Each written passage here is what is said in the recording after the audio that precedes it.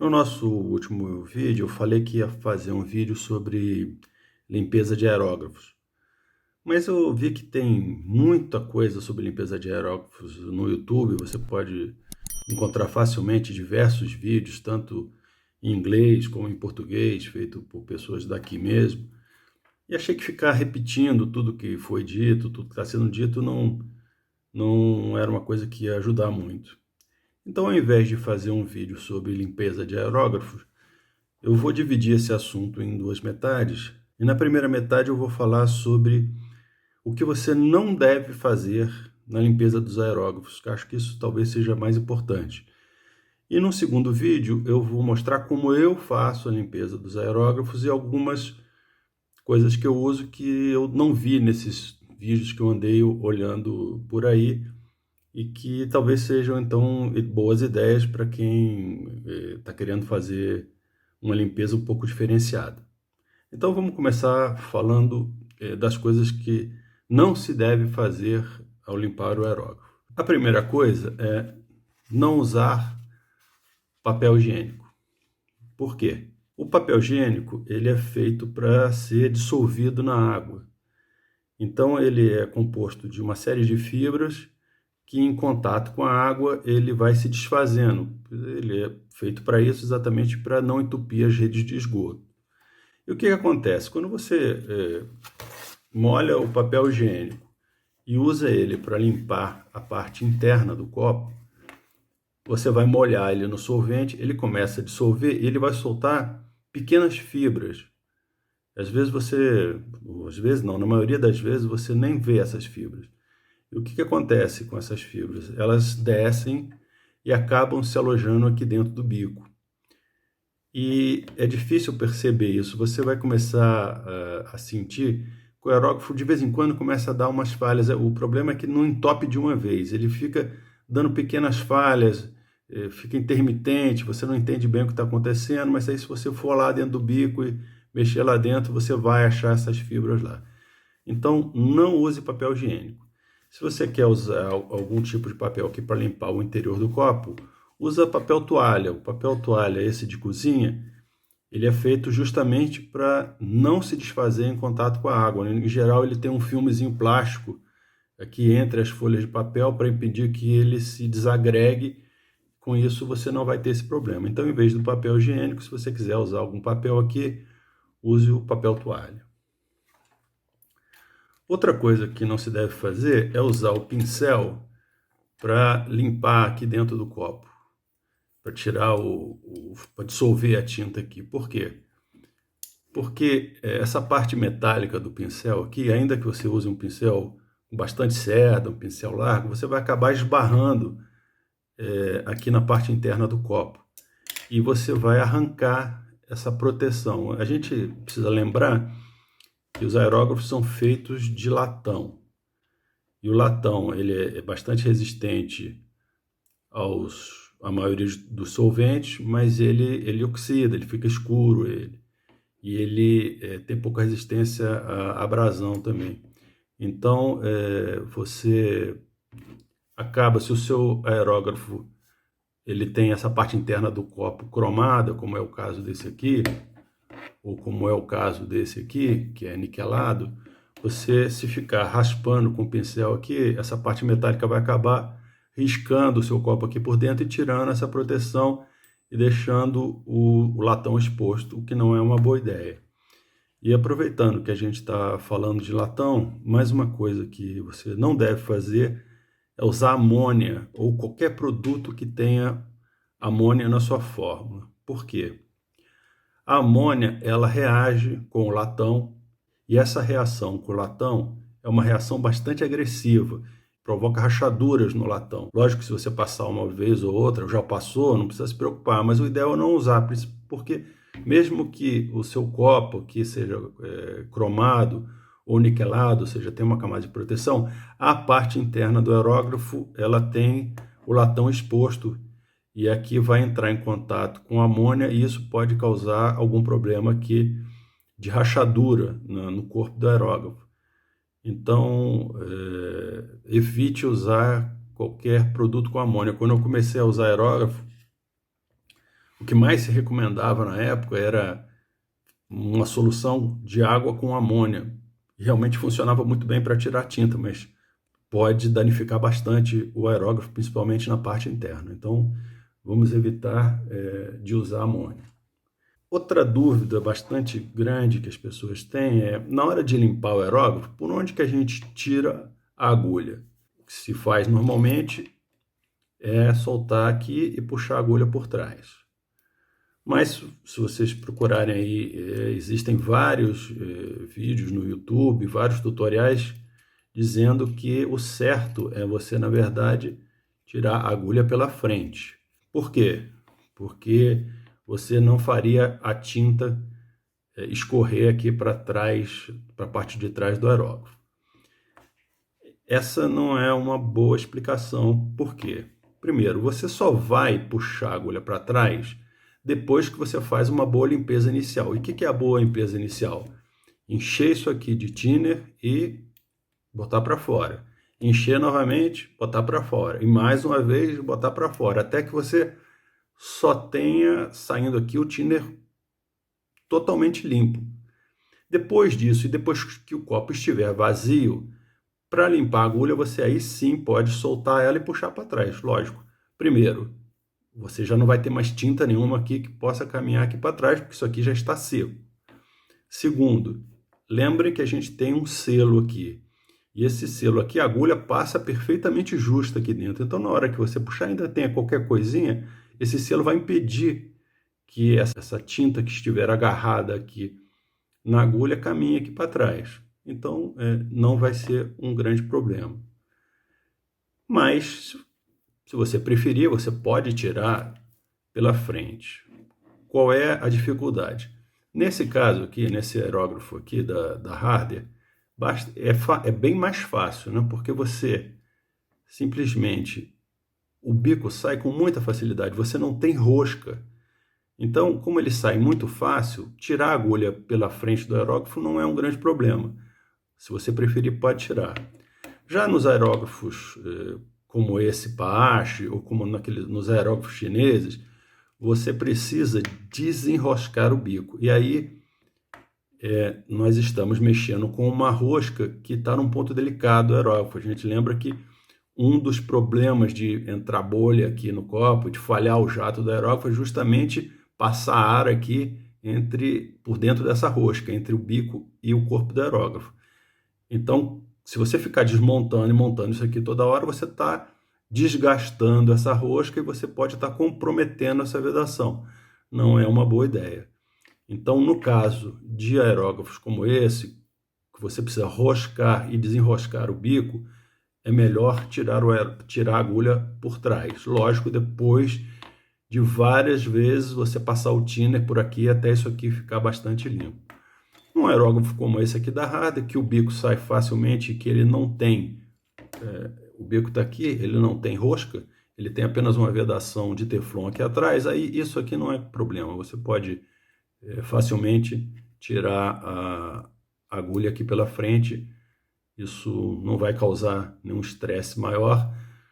A única rosca que você vai ter que mexer é essa rosca aqui da capa, que a gente já sabe que ela não tem problema de vedação aqui na rosca. O que a gente já viu nos outros vídeos é que ela precisa apenas que o bico fique faceando aqui ou fique um pouquinho para fora. Quer dizer, o fato dessa rosca aqui sofrer um desgaste não vai criar problema no funcionamento do aerógrafo. Então, vimos aqui a questão da retirada da agulha. Então vamos falar aqui de uma outra coisa que seria a tal da retrolavagem. E o que é a retrolavagem? Retrolavagem é você encher o copo do aerógrafo de thinner e de alguma forma fechar aqui a saída de ar para obter um borbulhamento aqui.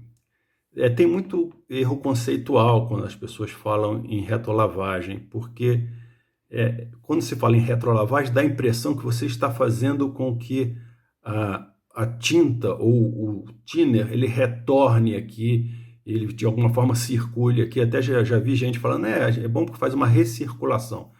Bom, a gente já viu que isso não acontece. Então vamos pegar aqui o nosso desenho e vamos relembrar o que já foi dito nos outros vídeos. Então esse aqui é o desenho que a gente já viu em outros vídeos e vamos relembrar o que acontece. Nós temos o ar passando por fora do bico e a tinta passando por dentro do bico, ou o thinner passando por dentro do bico. O que acontece quando você bloqueia isso aqui? Você impede que o ar saia, ele aumenta a pressão aqui, como ele não tem saída por aqui, ele volta por dentro do bico e vai sair lá no copo. Então, você já está vendo o seguinte, você não está fazendo nada circular, você está apenas jogando ar aqui dentro. Então, o ar entra aqui, ele vai empurrar essa tinta que está aqui lá para o copo e aqui vai ficar borbulhando, o ar vai ficar saindo lá, isso vai fazer uma agitação no thinner aqui dentro. Aqui dessa parte aqui que está em contato aqui no fundo do copo, isso vai funcionar, essa agitação aqui pode redissolver a tinta que está aqui. Mas nesse trecho que está aqui, essa tinta que ficou agarrada aqui, ó, por dentro do bico, nas paredes do bico, quando você empurrar o ar aqui, ele vai empurrar a tinta líquida, mas essa tinta aqui que está colada aqui na parede do bico, ela vai ficar aqui, e pior, como você está empurrando o ar aqui, ela vai secar rapidamente aqui. Você vai formar uma crostazinha de tinta aqui nas duas paredes do bico, e com o tempo, repetindo isso aqui, você vai ter o seu bico não trabalhando direito, porque ele vai ter um estreitamento na seção dele aqui. Então, se você gosta de fazer retrolavagem, faça, mas entenda que, primeiro, não tem recirculação de nenhum tipo de solvente. Você está apenas insuflando ar aqui para dentro do bico e ele empurra a tinta que está líquida de volta lá para o copo, mas a tinta que eventualmente já secou aqui nas paredes do bico não vai resolver nada. E além disso, você está jogando pressão de ar dentro de um bico que não foi feito para receber ar pressurizado. Por dentro do bico só passa tinta ou thinner, ou a mistura. Não passa ar pressurizado aqui dentro. Você está forçando o ar aqui e forçando esse bico aqui. Pode dar problema. Mas aí é questão do gosto de cada um. Eu só queria explicar qual é o efeito, o que acontece e quais são os problemas que eventualmente isso pode causar. Outra coisa que eu tenho visto bastante aí nesses vídeos na internet é o uso dessa ferramenta que eu vou mostrar aqui agora. Eu vou botar aí uma foto de perto para poder ver melhor. Não sei se aqui no vídeo vai dar para ver bem. Eu tenho aqui, aliás, tenho duas peças dessa aqui diferentes. O que é isso aqui? Isso aqui é um raspador. E qual é a função dele? Vamos tirar novamente aqui o bico do meu Infinity.